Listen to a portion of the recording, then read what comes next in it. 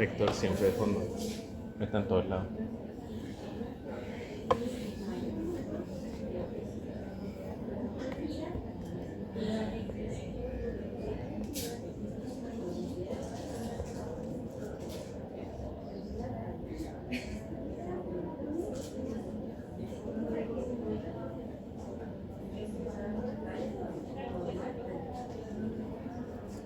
Sé que veníamos.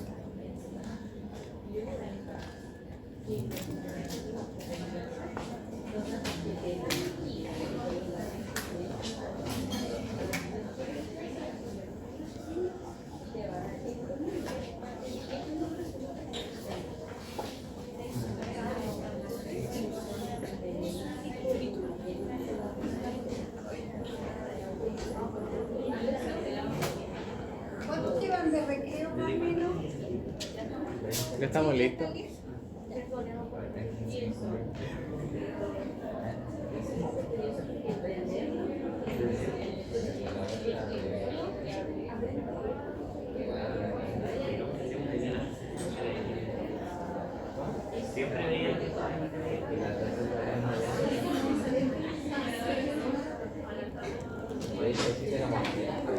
Ya jóvenes, vamos a seguir con la siguiente clase, que es un poquito extensa, pero empezaron ya con métodos de situación por altas temperaturas, ¿cierto? Le hablaron de la organización, conceptos. Vamos a hablar de otro método de conservación por altas temperaturas como es la fritura. Como ustedes deben saber, todos yo creo que han comido productos fritos de alguna u otra manera, ¿no es cierto? Unos más, otros menos, pero yo creo que todos lo han consumido. ¿Por qué es atractiva la fritura en buena forma? Es porque en general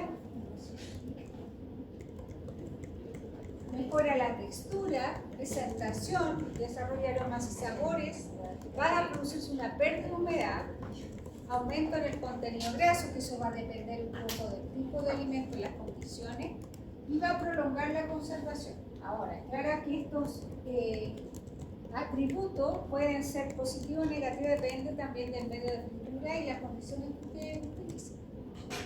¿Qué es la fritura en sí? Es un proceso combinado de transferencia de masa, donde va a haber evaporación, lo vamos a ver en un gráfico, en una figura, energía que ustedes agregan al sistema y reacciones químicas entre el aceite, el aire y la humedad de la tierra.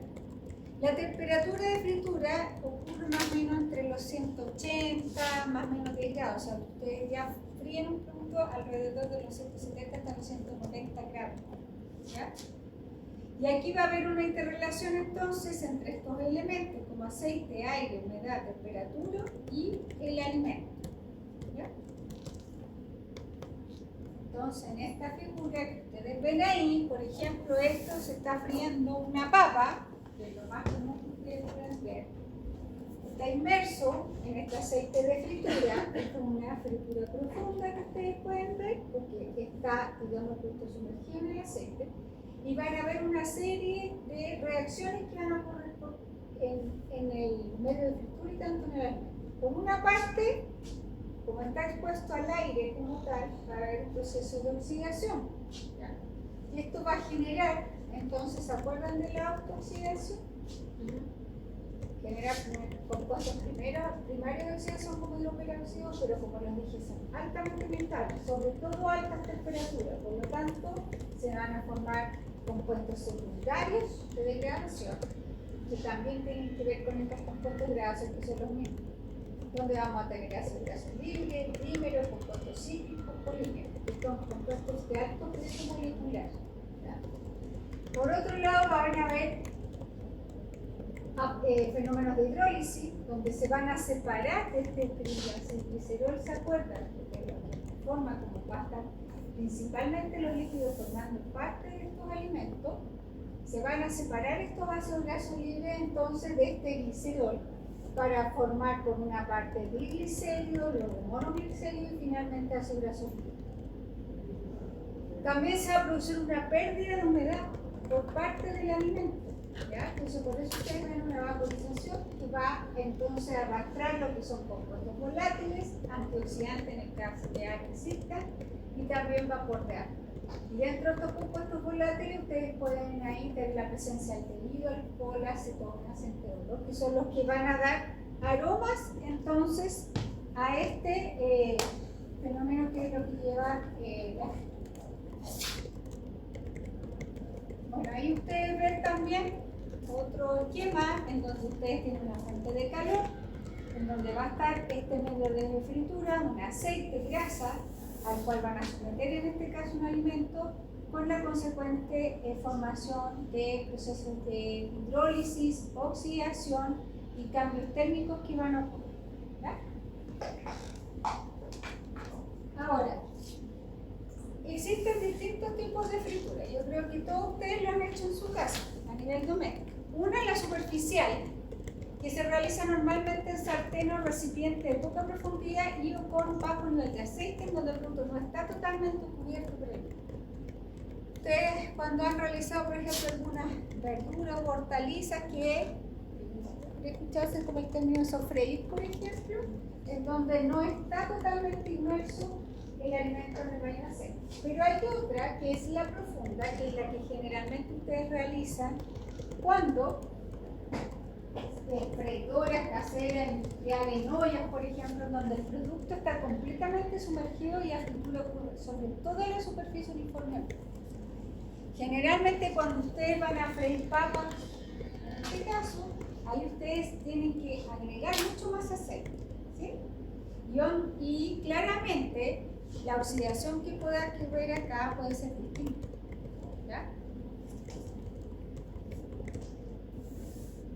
Por su parte, también pueden existir procesos de fritura continua y discontinua, y esto quiero que les quede bien claro. La continua se va a producir solamente a nivel industrial. Cuando nosotros hacemos fritura en nuestra casa va a ser de tipo discontinuo. ¿Por qué? Porque en la continua ustedes van a hacer volúmenes altos de producto y en forma como el batch, que entran, salen, donde hay una gran, digamos, control del proceso. Hay reposición constante de aceite y por lo tanto la formación de compuestos de degradación es baja y constante. Esto quiere decir que cuando ustedes van a comer o consumen productos, por ejemplo, estas papas chips, papas fritas o qué sé yo, derivadas a nivel industrial, la formación de estos compuestos de degradación es muy baja. A diferencia de lo que ocurre en a nivel que cuando es discontinua, que es de acuerdo a volúmenes que se van a manejar de acuerdo a la demanda. Y esto se va a producir mucho en los locales de comida rápida o, por ejemplo, la señora que está friendo en el carrito.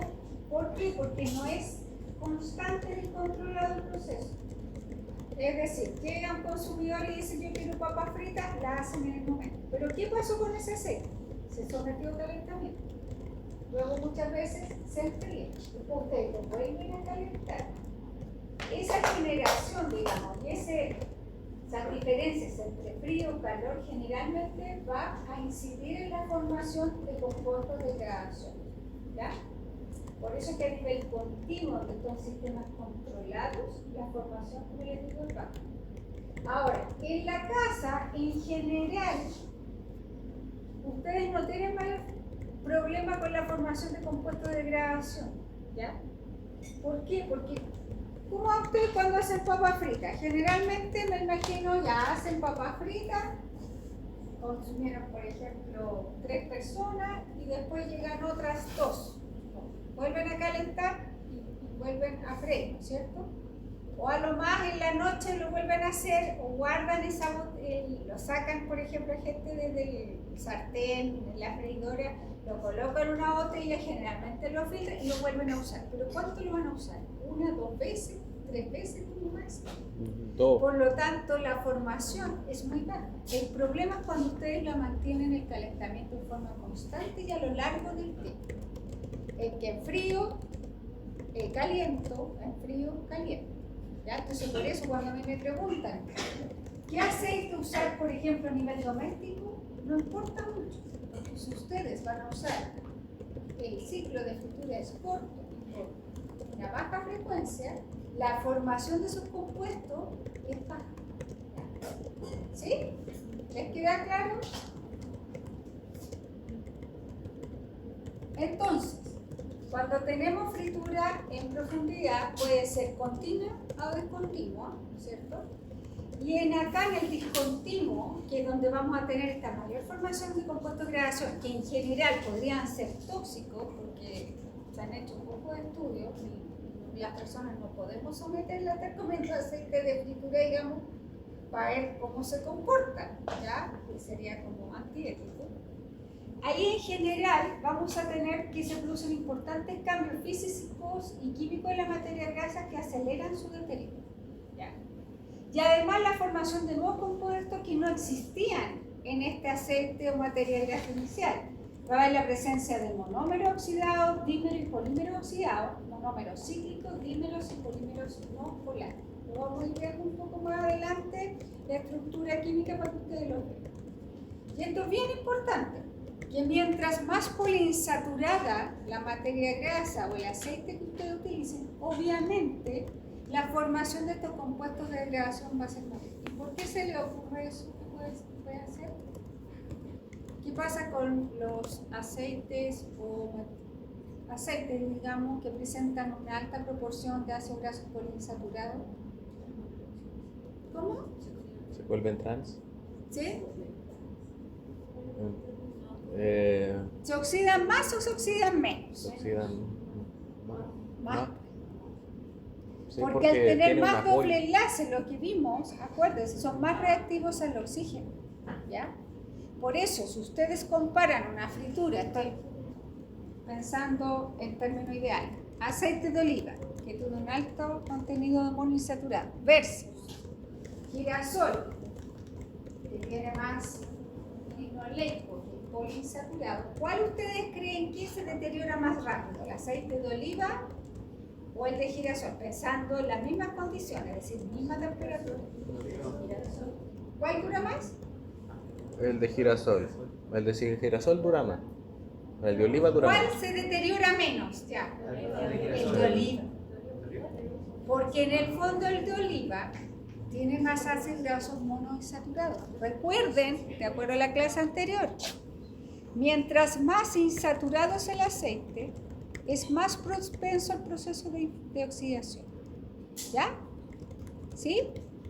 Entonces, si yo tengo aceites muy poliinsaturados, la posibilidad que se oxide es mucho mayor frente al oxígeno que aquellos que son más monoinsaturados o saturados. Les queda claro, pero bien claro. Ya. Esto es básico que lo entiendan, ¿sí?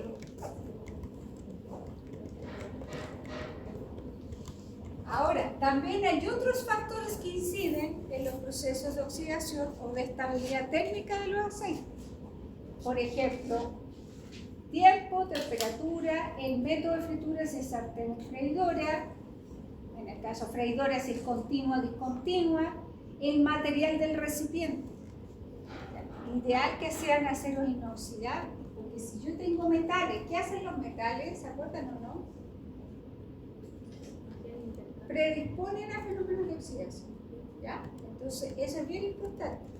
También las que tienen que ver con factores dependientes del tipo de aceite, composición del aceite. Mientras más insaturado, menos estable frente a la oxidación, ¿ya? También hay factores que dependen del alimento frío, la relación superficie-volumen, cobertura, humedad, composición de su fracción líquida. Y acá, este es el periodo de reposición del aceite, o como uno ve, si yo repongo o no aceite. Piensen ustedes, si yo tengo un volumen de aceite, yo tengo que estar friendo en forma, piensen que tienen un carrito ustedes frío o en un restaurante. Si yo no repongo aceite, es decir, no vuelvo a colocar cierto tiempo, ¿qué creen ustedes que pasa con el aceite? ¿Hay más compuestos de degradación en comparación a si yo repongo aceite o no? ¿Qué es lo que piensan ustedes? ¿Qué piensa usted? ¿Así que yo tengo aceite, repongo aceite? Si yo coloco reponer, significa que yo voy agregando más aceite al sistema. Entonces, lo que hacen muchas personas es filtran un poco los compuestos que van a aparecer y voy agregando aceite. A la larga, ¿usted cree que se forma más compuesto o menos compuesto de degradación versus si yo no repongo? Menos en el caso de reponer. Y claro, porque hay un efecto de dilución. ¿Ya? Entonces, por eso es importante, y a lo mejor ustedes lo han visto, que cuando fríen productos en general lo que hacen, filtran un poco lo que hay y vuelven a agregar. Con eso yo diluyo un poco y puedo disminuir la formación de estos compuestos de degradación. Pero no del todo obviamente, ¿ya? Pero algo mitigo en ese sentido, ¿ya?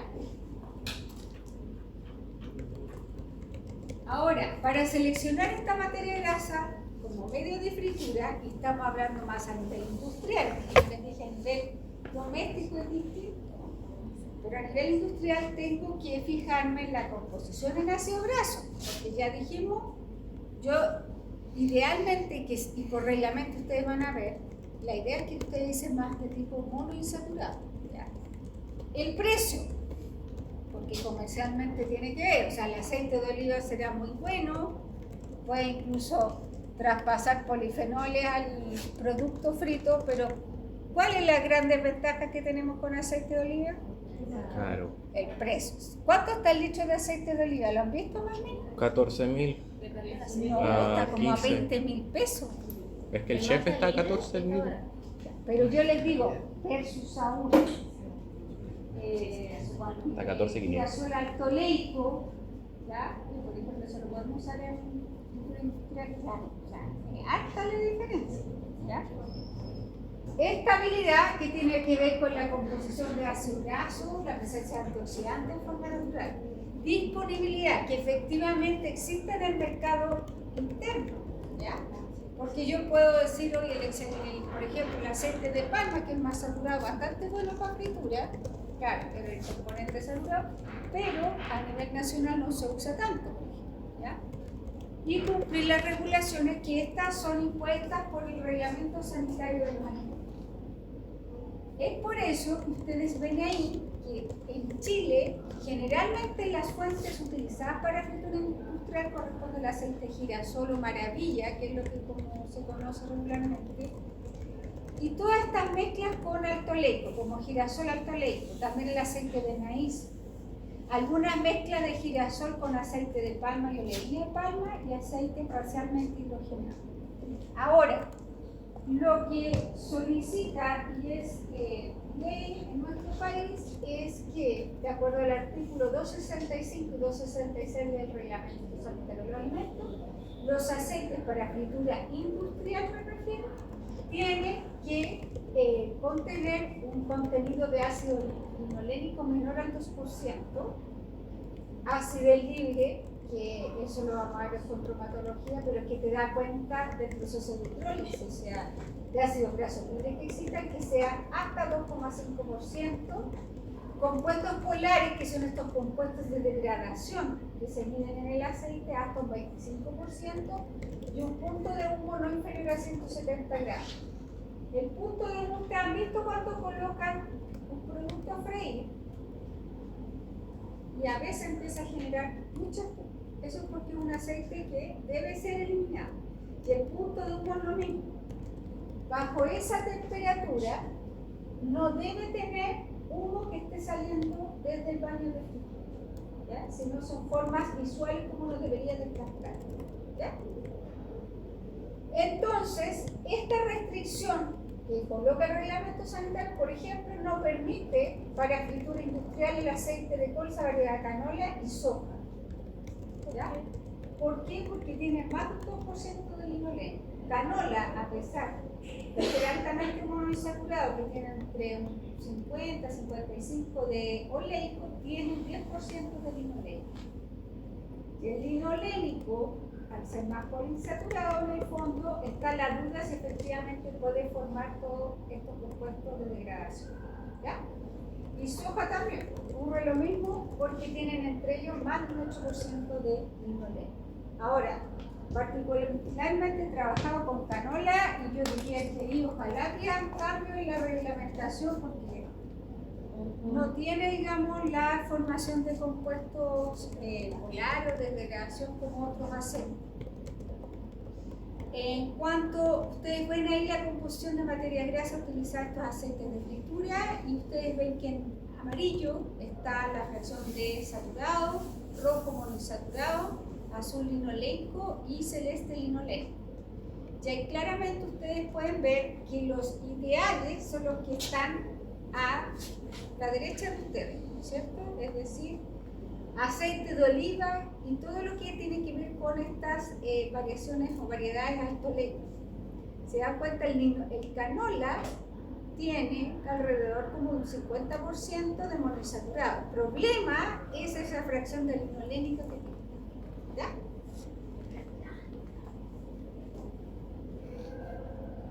Ahora, ¿cuáles son estos cambios físicos y químicos que sufre entonces la materia grasa al someterse a este proceso de fritura?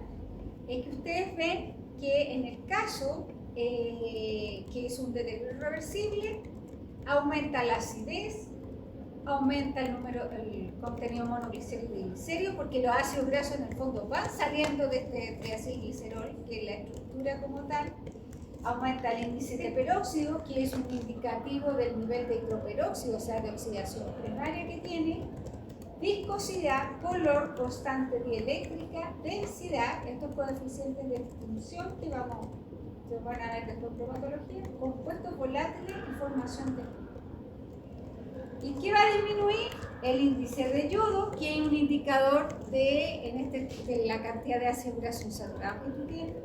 La estabilidad, que es una medida de Ranciman, va a disminuir el punto de humo y la calidad organoléptica. Estos son cambios irreversibles, ¿ya? O sea, una vez que ya se formaron estos compuestos, no van a quedar tanto en el aceite como van a ser absorbidos al producto, ¿ya? Porque si quedaran en el aceite, da lo mismo, porque en el fondo nosotros no consumimos el aceite, pero sí se absorben también al producto y se fríe.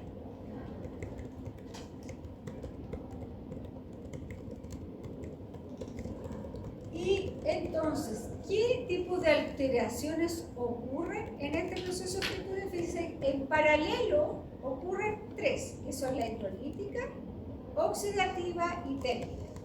Y ahí está cada uno de los agentes causales, y si se dan cuenta que va a tener como resultado que se van a formar nuevos compuestos, como la aparición de ácidos grasos libres, diacilgliceroles, monoacilgliceroles, monómero oxidado, van a decir estructuras que van a tener oxígeno, dímeros oxidados, compuestos volátiles, que estos son los que nosotros podemos percibir por los aromas que tengan, óxido de esteroles, y la temperatura va a llevar a un deterioro térmico también con la consecuente formación de dímeros y polímeros no polares, monómeros cíclicos, isómeros trans y deposición.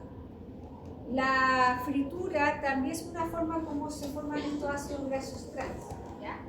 Que si bien vimos que se forman, pero nunca es tanto como en los procesos de hidrogenación que se hacían antes, ¿ya? Pero sí hay una cierta formación de ácidos grasos trans. Aquí vamos a ir viendo cada una de sus estructuras para que ustedes las vayan viendo. En el caso de hidrólisis, yo lo explicaba igual que lo que vimos para oxidación de lípidos.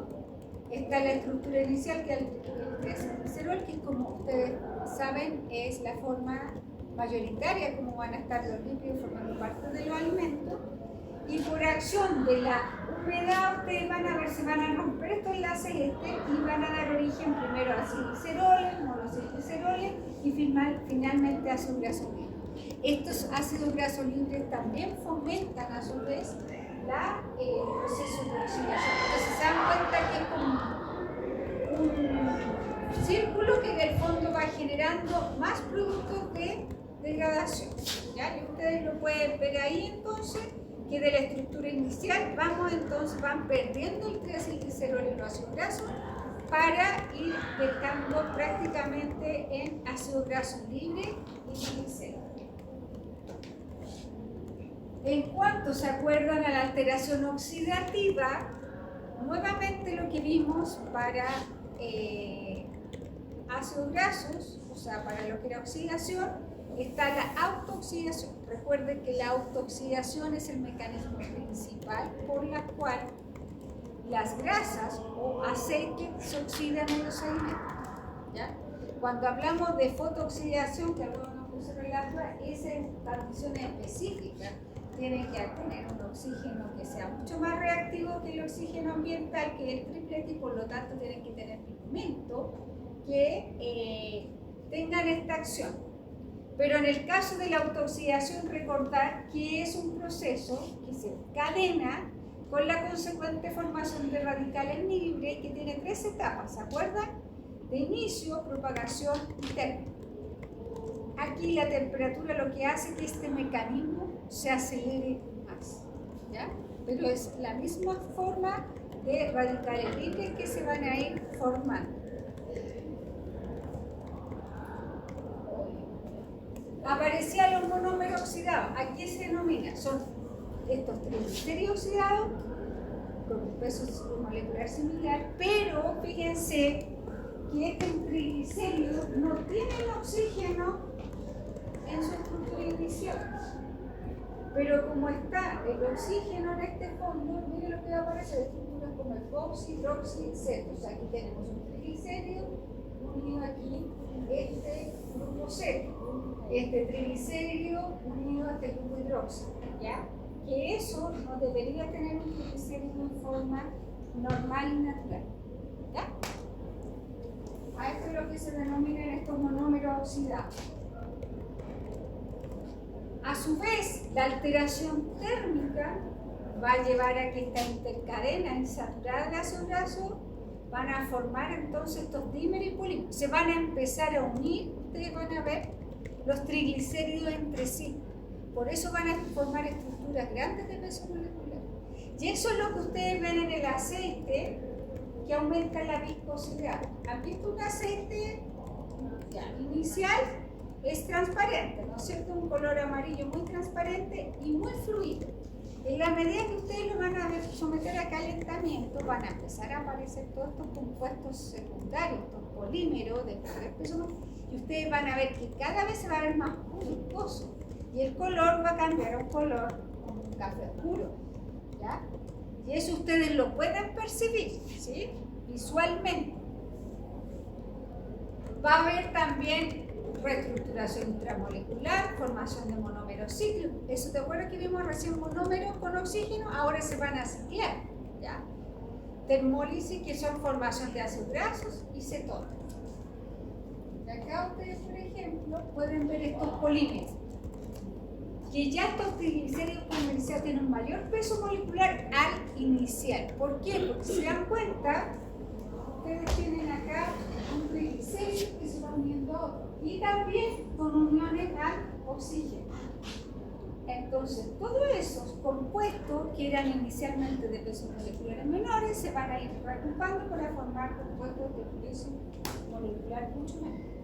¿Ya? Bueno, se dice que el alimento incluso se puede absorber entre un 5 y un 20%, pero se ha visto hasta un 40% dependiendo del tipo de alimento, ¿ya?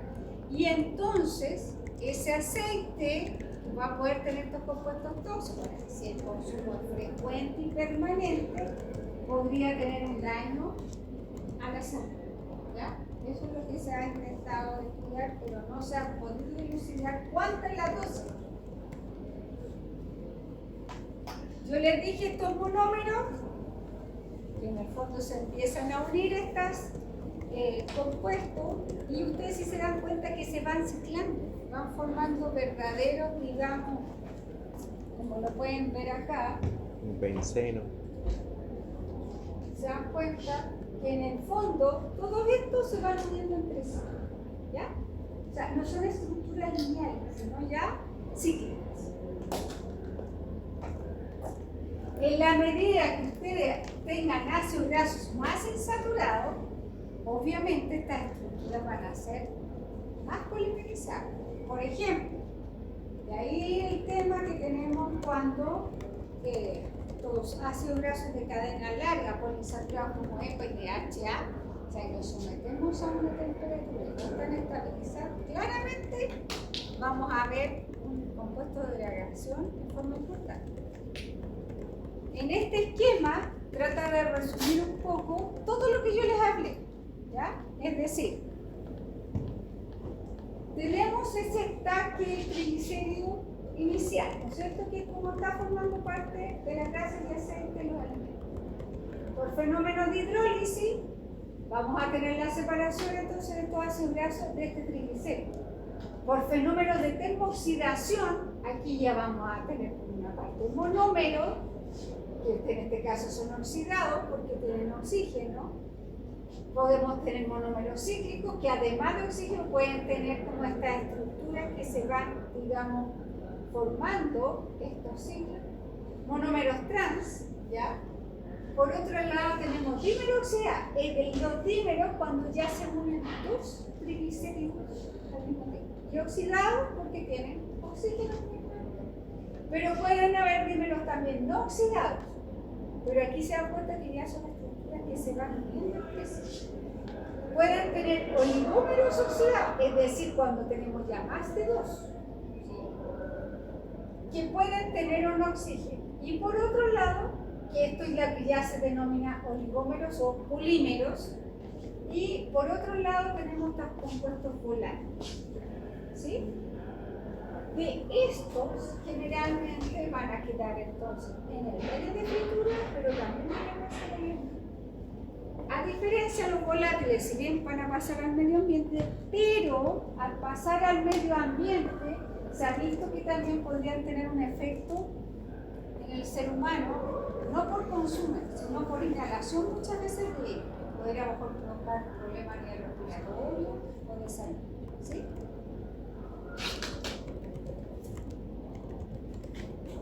Bueno, en estos estudios, por ejemplo, también se ha visto cuánto se pierde vitamina, como la B, la C, que es productos que se fríen. Y si se dan cuenta, aquí el blanco, en la figura A, es hervido y el otro que tiene como achurado es la fritura profunda. Y ahí vienen en papa, carnes rojas y el último pescado. Si se dan cuenta que la fritura profunda es donde se producen mayores pérdidas que, por ejemplo, en el caso solamente del pescado. ¿Sí? Pero en el caso de carne roja y papa, si se dan cuenta, la mayor pérdida es por someterlos, por ejemplo, a un hervido. ¿Y eso por qué se le ocurre que podría pasar? ¿Qué tipo de vitaminas son esas? Hidrosoleno.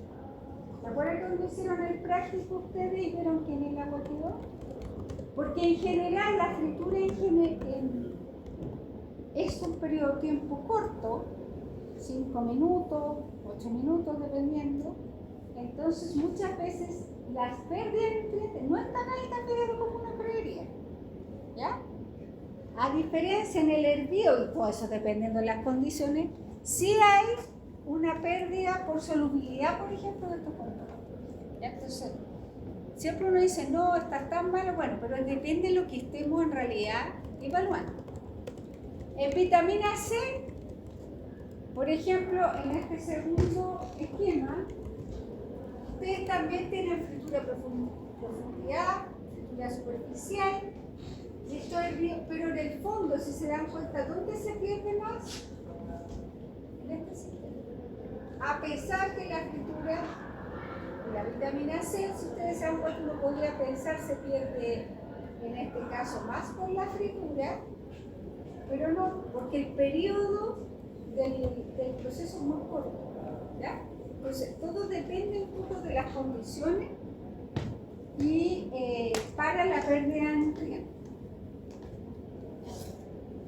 Bueno, por esto, dado a estas situaciones, es que se han incorporado distintos métodos o se han innovado para emular con lo que es el proceso de fritura, ¿ya?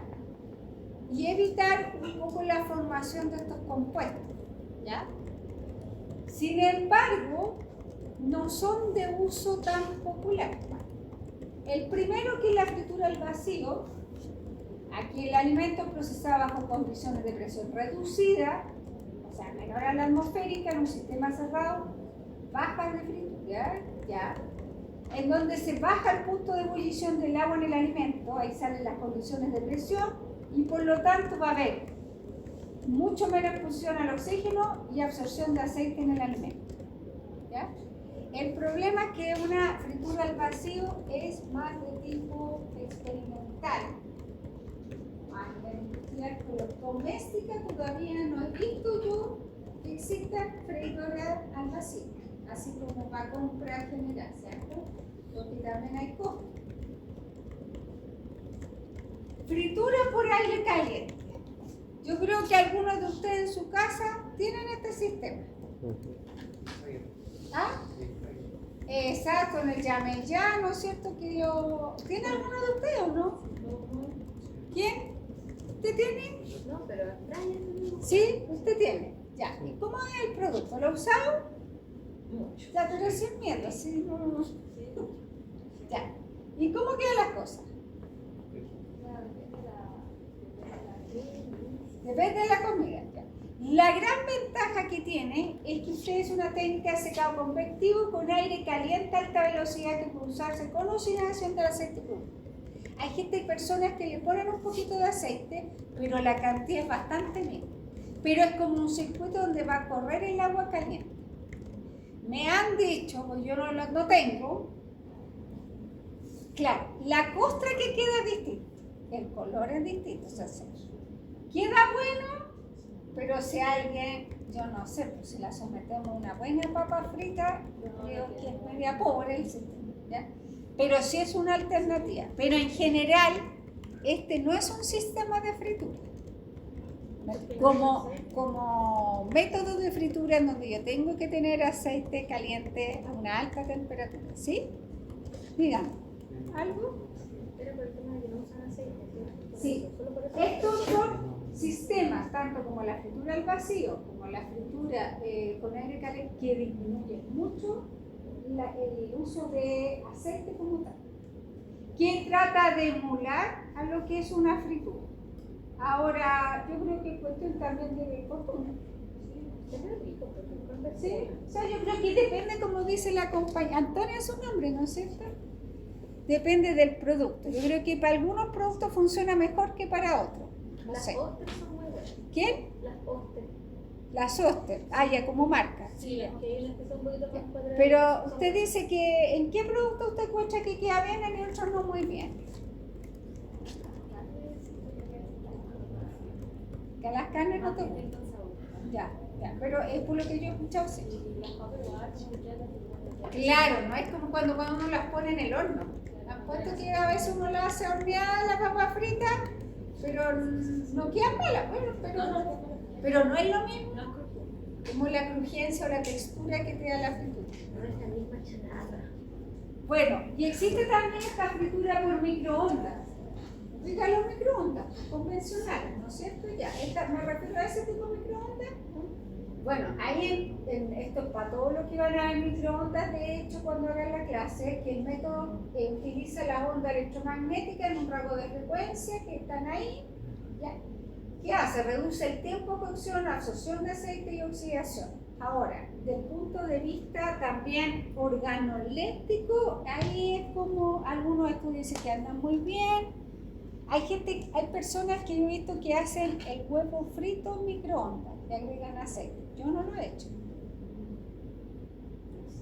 ¿Pero quedaría como hervido ahí? ¿Ah? Como hervido. Si lo hago en el microondas, ¿no quedaría como hervido?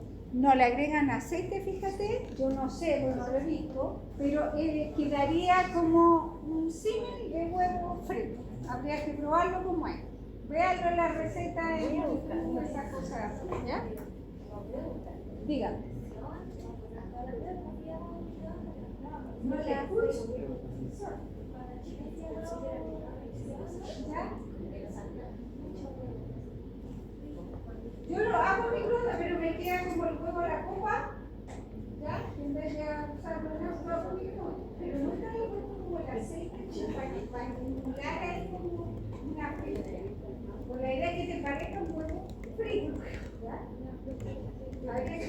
Pero a nivel industrial se está usando, ¿ah? ¿Ya? Lo que pasa es que a nivel doméstico es donde estos equipos todavía, excepción de lo que es la fritura con aire caliente, que ese ya se hizo bien masivo, ¿ya? Pero yo tengo mis dudas en cuanto a organolépticamente me refiero, ¿ya? Bueno, y aquí hay un estudio, por ejemplo, que fríen tilapia, que es, ustedes saben, un pescado, ¿ya? Este es piel y utilizan distintos sistemas como fritura a profundidad, la tradicional. Bueno, aquí hay una fritura electrostática que no la vimos, el air fryer, que es por aire caliente, y al vacío. Si se dan cuenta, los tiempos de fritura son súper distintos, ¿ya? La fritura en profundidad tradicional son 6 minutos versus, por ejemplo, la otra 10 a 24 minutos. O sea, eso también hay que evaluar en los costos. El contenido de humedad, si se dan cuenta, bueno, no alcanza ahí, pero créanme que no hay diferencia significativa entre cualquiera de los sistemas.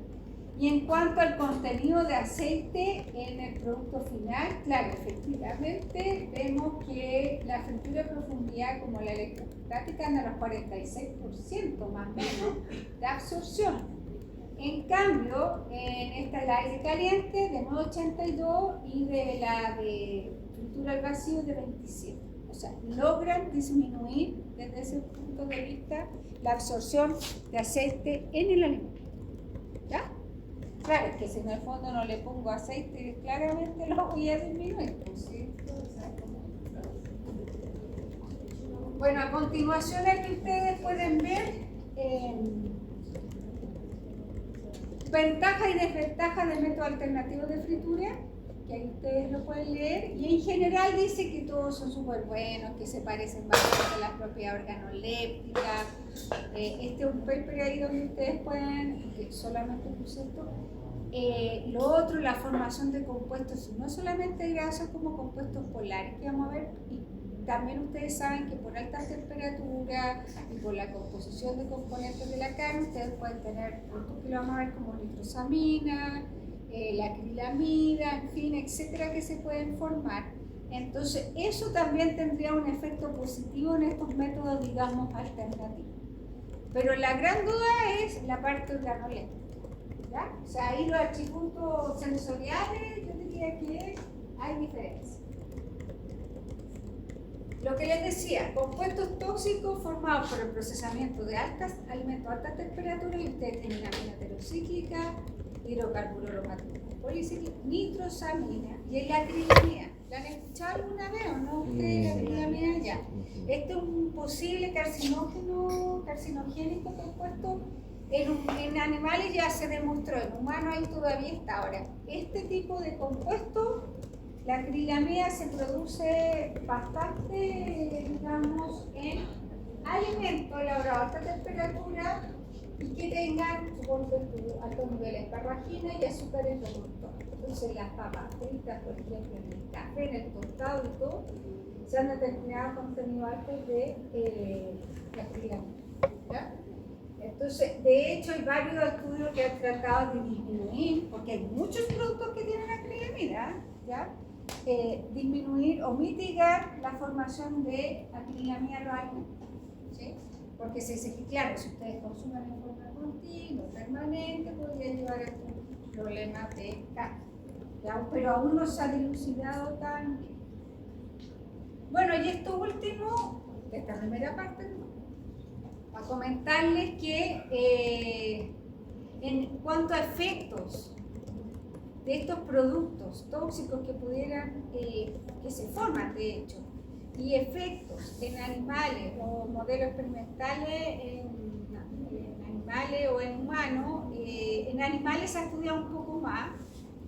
En humanos es solamente más que nada en base a estas encuestas de cuánto es lo que consume la persona, y ahí más o menos tienen una idea del consumo de producto. Yo no le puedo someter a alguien que va a comer todos los días alimentos con aceite de fritura o qué sé yo para ver los efectos, por supuesto, pero sin animales. Ahora, los efectos son bien controversiales. Algunos estudios ven que se centraron en ratas, por ejemplo, digestibilidad, absorción, perfil lipídico, estrés oxidativo. En humanos han visto su cierta asociación con síndrome metabólico, cáncer, enfermedades cardiovasculares. Ahora, los efectos son, en algunos casos efectivamente, sí han tenido efectos, en otros no han presentado asociaciones. Ahora, todo depende mucho de las condiciones de los estudios. Cuánto efectivamente yo le estoy dando al animal, en cuánta frecuencia, ¿ya? Porque a veces puedo usar dosis altísimas, otras dosis que son normales, en fin. Entonces, eso es bien controversial. Pero en humanos todavía, como les digo, no hay tanta claridad. Ahora, claramente tenemos que tratar de disminuir el consumo de productos fritos, eso lo sabemos, por también los aportes calóricos, en fin. Pero si una persona consume en forma así como esporádica, no debería tener mayores problemas con el cuerpo, ¿sí? Ya, tenemos estos productos, sabemos que se forman, pero ¿cómo podemos cuantificarlo en los alimentos? ¿Ya? Entonces ahora esta es la idea que ustedes tengan una noción básica. Una es mediante métodos por observación de propiedades físicas, sin técnica laboratoria, como le digo, más visuales, ya sea por formación de espuma, aroma, color. Y yo les digo que la viscosidad ustedes pueden ver, que el color cambia, también lo pueden ver, que tienen aroma, ustedes lo pueden distinguir. Medidas de propiedades físicas con técnica laboratoria. Aquí ya necesitamos algún equipamiento como para medir punto de humo, altura de espuma, viscosidad, índice de color, índice de refracción constante dialéctrica. En la otra forma son medidas de propiedades químicas con técnicas de laboratorio. Y aquí tenemos que hacer análisis químico del alimento, como para determinar la acidez libre, el índice del ácido tiobarbitúrico, como la paranicilina, carbonilos totales, ácido graso insoluble en el petróleo, compuestos polares, etc. Y finalmente hay otra forma de medir calidad mediante análisis sensorial de la grasa o aceite de alimentos. Este último, este análisis sensorial, es para, en este caso, paneles entrenados. Es muy difícil que alguien así como nosotros pueda determinar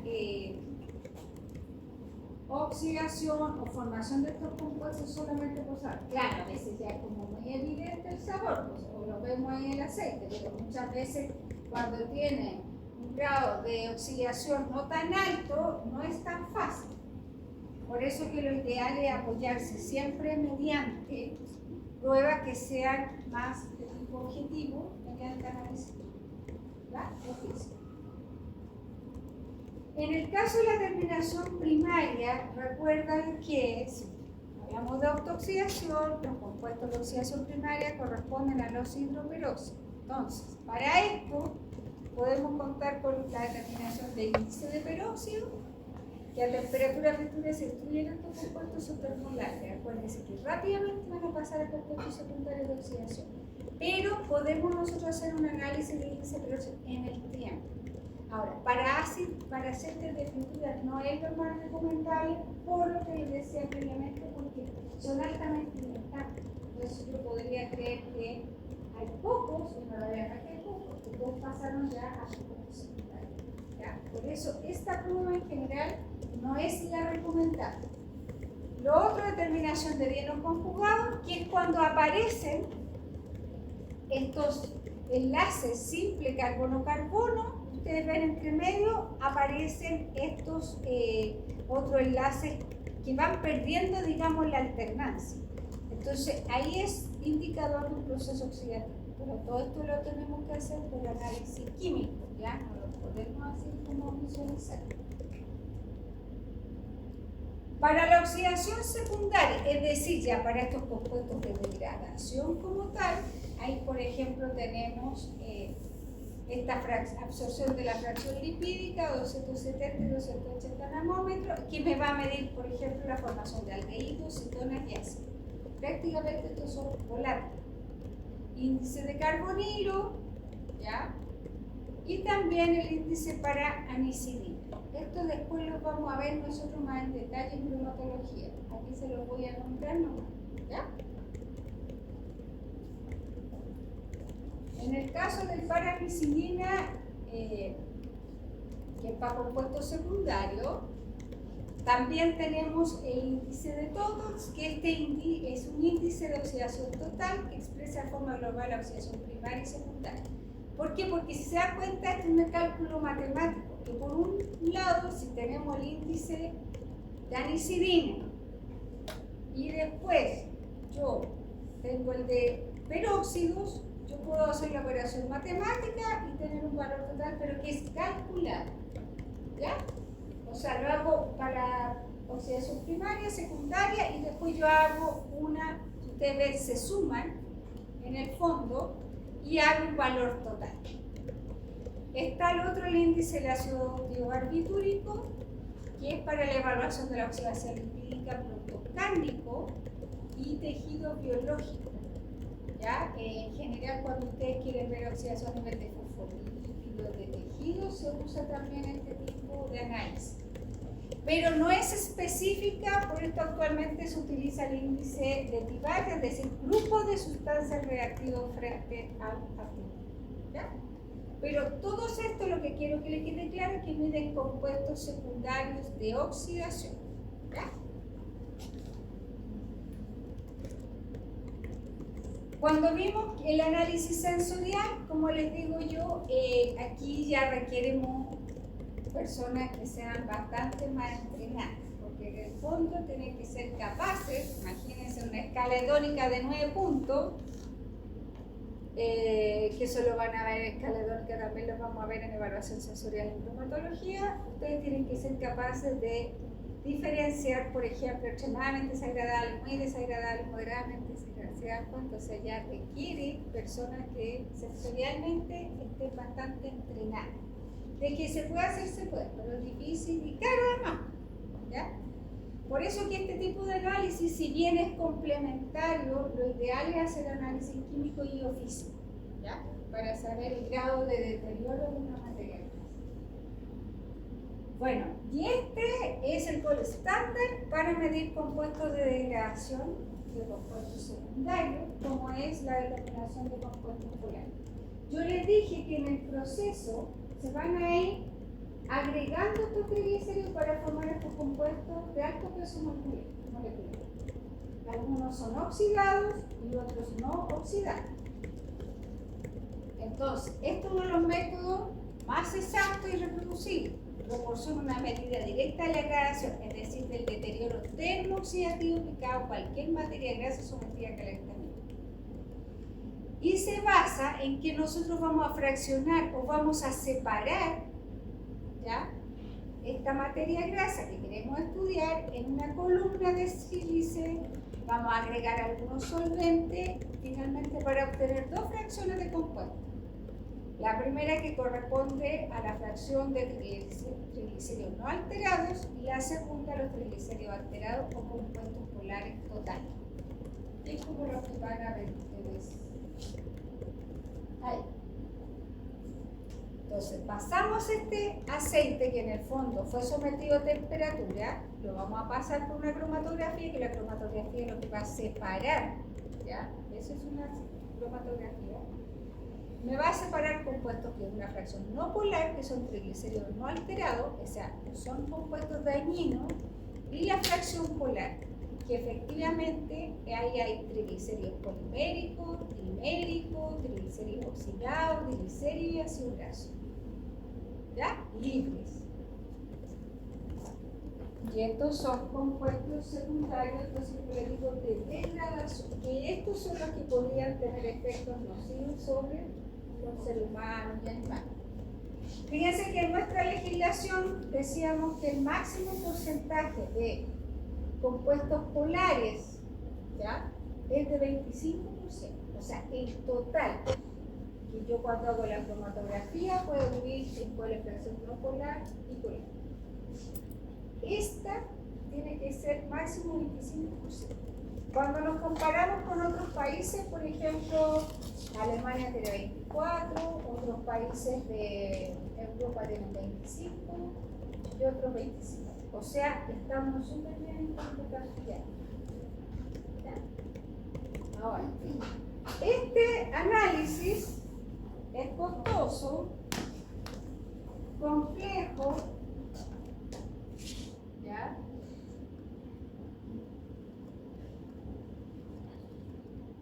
como les da, ¿cuál es la gracia del análisis? Que da cuenta de los 3 deterioros que ocurren en forma paralela.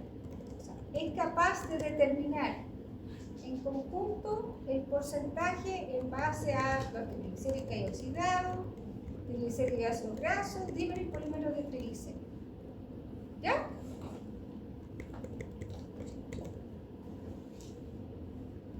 Pero ustedes comprenderán que hacerlo en forma rutinaria, por ejemplo, una empresa o un restaurante para saber si puedo seguir usando el aceite o no, no sería económicamente viable, ¿ya? Porque dice que tiene que tener 25%. Y para esto ustedes ven ahí que está el aceite, tengo que hacer una primera cromatografía, dividir la fracción no polar, que son estos compuestos no alterados, de los compuestos polares, que efectivamente son los que presentan deterioro, y ahí una segunda cromatografía, yo puedo determinar la cantidad, ¿ya? Porque yo puedo tener un valor total de 25%, pero cuando hago la segunda cromatografía lo que hago yo es saber cuánto tengo de cada uno, ¿ya? Pero esto, como les digo, es largo, caro, y por eso existen otros métodos rápidos como yo puedo determinar compuestos polares que los vamos a ver, ¿ya? O sea, con fines experimentales y que se puedan hacer así en forma esporádica factible, pero no en forma cotidiana. Ya, pues imagínense, estamos haciendo compuestos polares todos los días, sería una locura, ya sea para una empresa, en fin. Ahora, fíjense que en cuanto hay algunos estudios que determinan estos compuestos polares, ¿y cuál es la idea de la primera gráfica? Ustedes tienen aceite de girasol, oliva, cártamo y sunflower. Este es aceite de girasol altoleico, el otro extra virgen y aceite de cártamo, ¿no? Ahora, ¿cuál es la idea? O sea, todos estos son sunflower, pero ¿cuál es la idea? Que si se dan cuenta, el oleico como el virgen, extra virgen, son los que menos compuestos polares tienen en el tiempo. A diferencia de los otros dos, que los 25% en el caso del primero, ya lo tienen en ciclos de fritura entre 45 a 50, ¿ya? Entonces, por eso es que los aceites de acción industrial se solicita y se requiere que tengan idealmente un alto porcentaje de ácido graso monoinsaturado, porque son más estables, y eso efectivamente es así.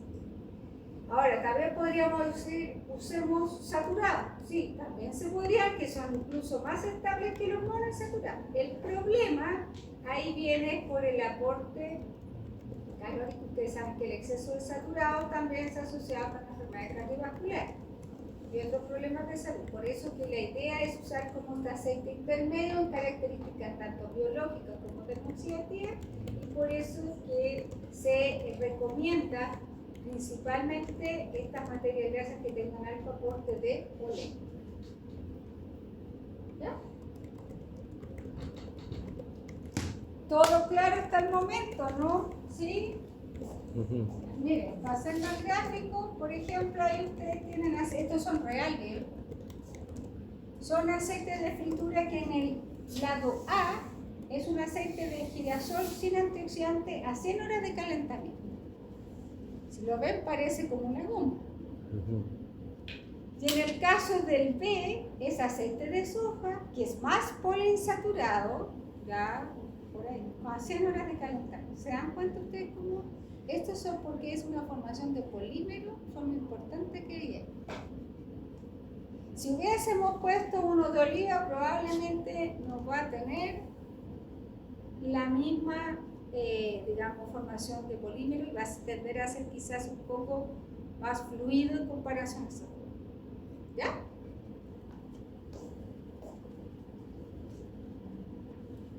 Bueno, y como les decía, si bien el análisis de compuestos polares como el gol estándar, tienen que haber otros análisis que se pueden hacer en forma rápida ¿ya? Más fácil, menos costosa. Entonces fíjense que han aparecido distintas pruebas de tipo comercial que en general algunas correlacionan bastante bien con el valor, digamos, experimental que sería de compuestos polares, ¿ya?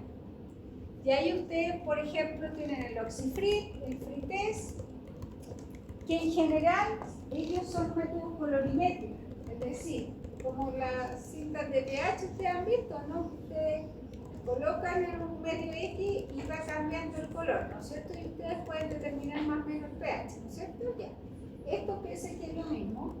En el oxifrit, por ejemplo, se compara por escala de 4 colores, en el caso del fritest 3 colores. Y ahí ustedes ven si es apto o habría que ya cambiarlo o puede permanecer un tiempo más. Les voy a mostrar, por ejemplo, hay uno de 3M, que son estas cintas que ustedes ven, y que en la medida donde es más azul es porque el aceite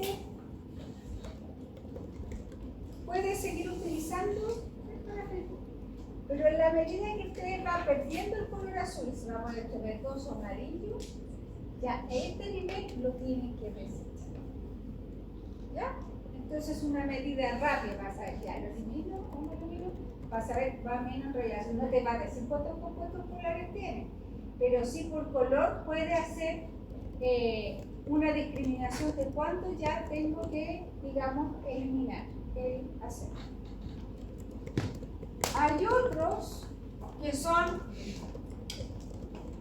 instrumentos que basaban en constante dieléctrica y estos ya son bastante más específicos, también más caros, pero no como el texto, por ejemplo, que ustedes ven ahí, que ese me indica en porcentaje de compuestos polares. Como ustedes ven aquí, yo este lo introduzco en el baño de fritura y ahí, por ejemplo, me dice que tiene 17,5% de compuestos. Con ese valor, ¿yo lo descarto el aceite o puedo seguir utilizándolo?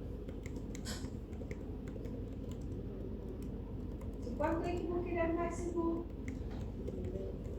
25. ¿Lo puedo seguir utilizando? Podría seguir utilizando. ¿Ya? Y esto sí se utiliza en las plantas. Y de esa manera puedo controlar en buena fuente.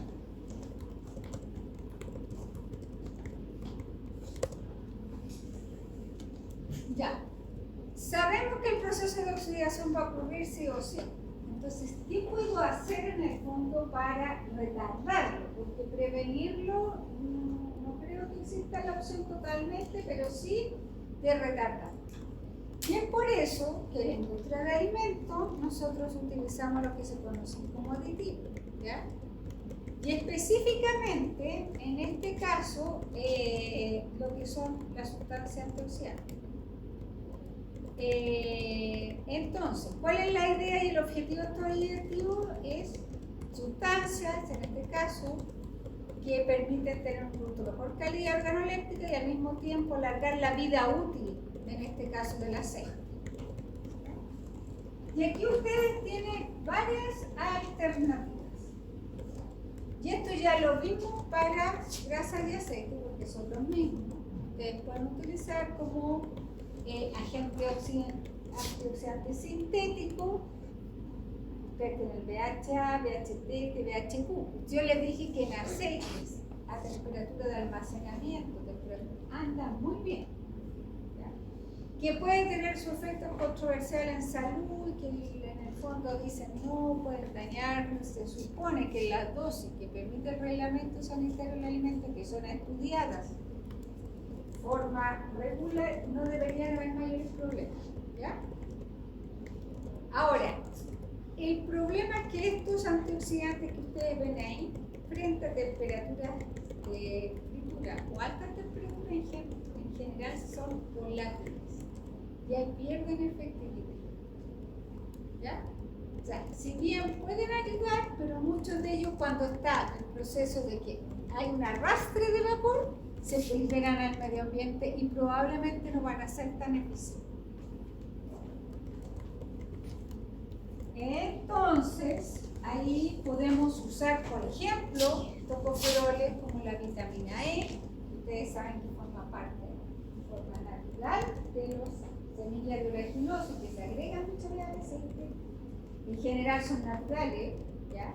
Pero los costos también aumentan y se han visto en general buenos efectos. Ésteres del ácido gálico también se han utilizado. Extractos vegetales, sustancias naturales. ¿Han visto ustedes esos aceites que le agregan, que son olorosina? Aceite con orégano, aceite... ¿No lo han visto que lo venden? ¿No? Romero, con ajo, justamente aromatizantes, pero también porque pueden entregar compuestos antioxidantes como polifenoles. Ahora, desde el punto de vista del reglamento sanitario, estos no están permitidos a nivel nacional, ¿ya? O sea, lo pueden usar los aceites como aromatizantes, como para darle cierto sabor, pero no con fines antioxidantes. ¿Ya? Se pueden vender en... Es que generalmente tú lo vas a ver que los venden como en lugares así como... ¿Ah? No, se los venden también en el Jumbo y todo, pero tú no le puedes poner que es un antioxidante como tal. Así como un agregado. Claro, como un ingrediente como tal. Pero se hace con esa estructura. O sea, más que nada lo han agregado con fines sabor organoléptico. ¿Ya? Porque los naturales en general tienen que estar probados. Cuando son especias, como el orégano, el romero, en general la gente lo consume en el mayor problema. Pero podrían tener su efecto que no sabemos cómo interacciona con el aceite. ¿Ya? Que se solubiliza, que pasa al aceite. ¿Ya? Pues ahí es donde viene esa problemática. Pero les digo, como antioxidantes naturales, en Chile no se permiten. Solamente la Comunidad Económica Europea permite el extracto de romero, pero todavía en Chile acá no, como para grasas y aceites antioxidantes. ¿Ya? Lo otro son estos sinérgicos antioxidantes que traen a lo mejor algunos aceites que ustedes pueden ver como el EPTA, ¿ya? El ácido cítrico, ácido fosfórico subsales. De repente ustedes miren, ojalá la información nutricional que tienen. Y los que funcionan muy bien son estos antiespumantes como el dimetilcolicilosano, que aparecen en varios aceites de uso comercial. Y fíjense, porque imagínense que es una ciclotona, es una barrera que se forma y no permite el ingreso del oxígeno. Entonces, este tipo de compuesto yo diría que es uno de los mejores frente al retardo de oxidación en aceites sometidos a altas temperaturas. ¿Ya? Así que revísenlo cuando ustedes vean los ingredientes que aparecen en el aceite. Finalmente, es importante que ustedes tengan en cuenta que siempre lo que vamos a agregar en un aceite tiene que estar alineado con la legislación nacional. Eso es básico. ¿Ya? Ahora, es importante que en Chile se disponga además de una alternativa de materia grasa para fritura que se acerque a las características que debe presentar una materia grasa ideal para cumplir la fritura. Primero, alta calidad inicial. Es decir, si un aceite ya viene con un proceso de oxidación previo durante el proceso de elaboración, almacenamiento, claramente ya no debería ser utilizado para su uso, digamos, comercial. Preferentemente monoinsaturado, que no tenga más del 2% de ácido linolénico, alta estabilidad y baja en ácido graso. Eso es como lo ideal que debe tener esa materia. Ahora recuerden que Chile no es un productor de aceite en base a semillas de oleaginosa, nosotros dependemos en gran medida de Argentina, Brasil, en fin, para tener aceite a nivel nacional. hay una baja producción, por ejemplo, de canola en el sur. Bueno, de oliva tenemos mucho, sí. Pero como les digo, por costo, la verdad que se prueba y se puede freír papas fritas con aceite de oliva. Claro que se puede. El tema es los costos. O sea, si tienen la plata, pagan. Además que el sabor que a veces da el producto final no es tan apetecible por todo. ¿Ya? Entonces también es algo que se debe considerar. Generalmente al chileno le gustan más los sabores que son más neutros en los aceites. Por eso que muchos se someten de hecho a la refinación, que en el fondo le va a sacar aromas, sabores, lo clarifica, ¿ya? Y lo deja un aceite que tenga una larga vida útil, aproximadamente 2 años. Pero también al mismo tiempo elimina estos compuestos bioactivos como por ejemplo polifenoles, tocoferoles en forma natural, carotenoides que pueden tener la aceite. ¿Sí? Consultas, dudas. Ya. Nada de nada. ¿No? Ya, si las tienen tiempo para hacerlas, así que lean la clase y me cuentan, ¿ya? Ya. Y ahora, ya, ¿quiénes quieren revisar las pruebas? ¿Todos los que estén aquí? Acérquense, muchachos, por favor.